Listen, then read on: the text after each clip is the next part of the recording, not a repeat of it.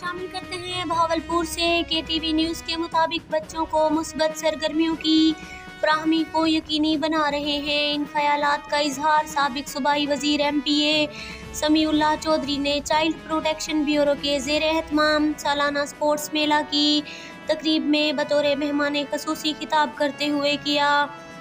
انہوں نے کہا کہ بچے کسی بھی قوم کا سرمایہ ہوتے ہیں۔